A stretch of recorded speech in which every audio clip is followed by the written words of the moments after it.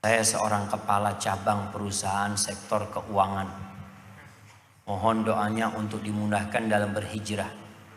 Selama ini anak takut kalau berhijrah, anak-anak dan istri anak akan kekurangan dan sengsara di dunia. Mohon doanya supaya saya segera menjemput hidayah. Apakah berdosa anak kalau setelah anak hijrah istri anak ikut membantu bekerja? Apakah anak termasuk tidak bertanggung jawab? Ahibati fillah, hijrah ini sesuatu yang memerlukan perjuangan. Dan perjuangan itu harus ada pengorbanan. Antum lihat hijrahnya para sahabat Nabi. Mereka hijrah meninggalkan Mekah menuju ke Habasyah. Itu hijrah pertama mereka. Nggak punya saudara di Habasyah, nggak punya rumah, nggak punya pekerjaan, semua ditinggalkan di Mekah.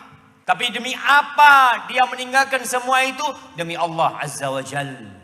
Dan yakin kalau keyakinan dia lebih baik daripada dunia dan isinya. Mereka beriman bahwa yang memberikan rizki itu Allah. Bukan perusahaan. Bukan tempat kerja dia. Bukan bos dia. Jangan berpikir kalau di PHK atau resign kemudian rizkimu akan habis. Rizkimu tidak akan pernah habis sampai kau mati. Jadi kalau kepala sudah nggak gerak, oh berhenti rizkinya, sudah habis. Tapi selama engkau masih bisa menggerakkan tanganmu, menggerakkan kepalamu, engkau masih punya rizki. Para sahabat hijrah dari Mekah ke Madinah sama sampai Madinah nggak punya pekerjaan. Fulus nggak ada, rumah nggak punya. Di mana mereka tidur? Sebagian ikut para sahabat Ansor dan sebagian tidur di masjid. Dulu masjid itu boleh buat tidur. Kalau mungkin ada tulisannya silahkan tidur di masjid. Sekarang tulisannya dilarang tidur di masjid. Ada yang lebih parah lagi, dilarang rebahan di masjid. Sampai kayak gitu. Oh iya Ustaz, demi menjaga masjid. Ya, masjid itu sentral kegiatan umat Islam. Kalau ada saudara-saudara kita yang mungkin diusir sama keluarganya, nggak punya rumah, kasih tempat di masjid.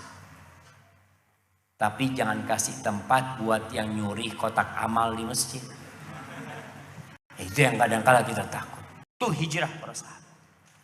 Umar bin Khattab jadi apa sampai kota Madinah? Menggembala kambing. Jadi kalau bicara ada orang-orang, Ustaz, anak kalau kerja keras Ustaz nggak bisa ngaji. Umar bin Khattab, Masya Allah, dia menggembala kambing. Berangkat dia ke tempat rumput jauh dari kota Madinah. Sehingga dia tidak bisa tiap hari sholat di Masjid Nabawi.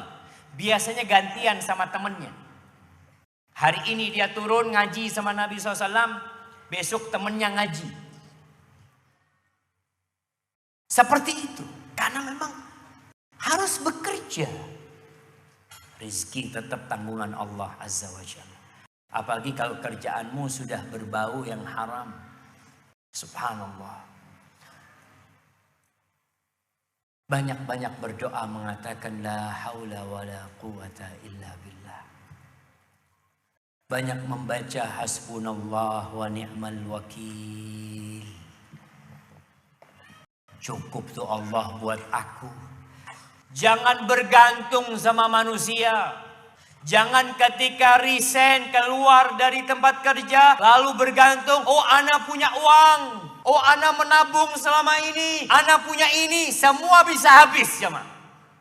Dan berapa banyak orang yang hijrah, dia bergantung kepada tabungannya dan tabungannya pun habis. Habis tabungan. Kenapa? Allah ingin kita bergantung sama Allah. Bukan bergantung kepada fulan. Oh, anak punya kenalan. Oh, anak punya fulan. Enggak. Katakan, aku Abdul Ghani. Aku ini hambanya Allah yang maha kaya. Kenapa takut miskin? Di mana orang itu hambanya Allah yang maha kaya, kemudian takut miskin? Jemaah, katakan, ana Abdul Ghani. Aku hambanya Allah yang maha kaya. Siapkan istrinya untuk hijrah. Kemudian kalau nanti hijrah istrinya membantu bekerja, nggak apa-apa. Sebagian sahabat Nabi itu miskin. Bukan dia tidak bertanggung jawab. Dia sudah bekerja tapi hasilnya nggak cukup. Seperti sahabat Nabi yang bernama Abdullah bin Mas'ud radhiyallahu taala anhu wa sallallahu ala nabiyina wasallam. Miskin Abdullah bin Mas'ud, kerjanya serabutan.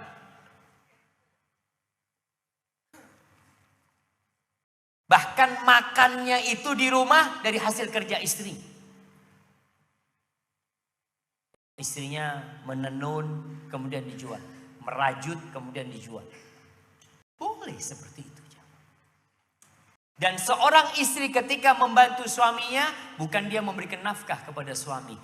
Hitungannya istri bersedekah kepada suami. Jadi kalau istri berpikir, anak kepingin nyumbang masjid, nggak usah sekarang. Kalau ternyata suaminya perlu bantuanmu, berikan kepada suami. Sodakoh sama suami. Kasih suami, suami dapat dari istri, malamnya belanja buat istri. Kan enak jemaah.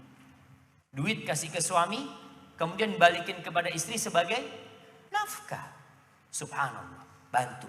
Tidak dikatakan engkau tidak bertanggung jawab, engkau tetap bertanggung jawab. Dan ada sebuah cerita, anak Masya Allah membaca cerita itu. Pertanyaan sebenarnya. Dia ini kerja di tempat riba.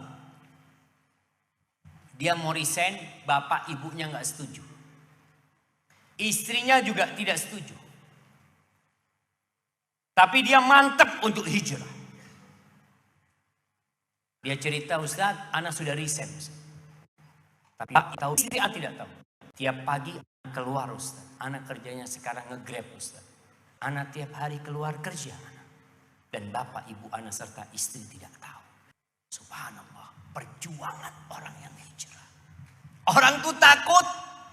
Kalau keluar dari tempat kerja takut nggak ada rizkinya. Mana tawakalmu kepada Allah Azza wa Jalla? Rasul sallallahu alaihi wasallam mengatakan, "Lau annakum tawakkaluna 'ala Allah haqqa tawakkulihi la razaqakum kama yarzuqut tayr taghdu khimasan wa taruhu bitanan." Kalau kalian bertawakal dengan sebenar-benarnya tawakal, berserah diri sama Allah, yakin sama Allah Azza wa Jalla, Allah akan kasih rizki kepada kalian. Seperti Allah memberikan rizki kepada burung. Antum pernah melihat burung itu nabung? Antum kalau lihat sangkarnya burung itu ada kulkasnya nggak? Lihat, ada. Yang penting pagi berangkat kerja tuh burung. Gimana? Nggak berpikir nanti gimana kalau nggak ada makanan. Yang penting kerja. Keluar dia kerja. Sore hari Masya Allah pulang kenyang jemaah. Dia bisa makan, dia kasih makan anaknya. Subhanallah. Itu kalau kita tawakal seperti tawakalnya burung. Jemaah.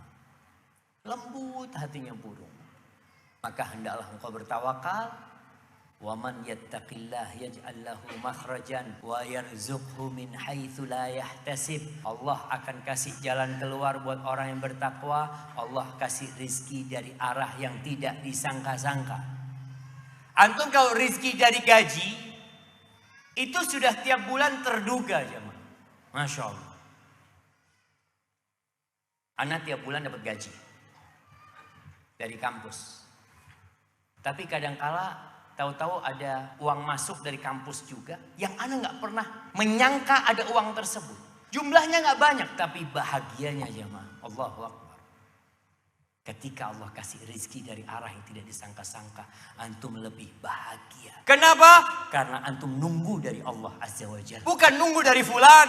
Antum benar-benar nunggu dari Allah. Hadza wallahu a'lam bissawab.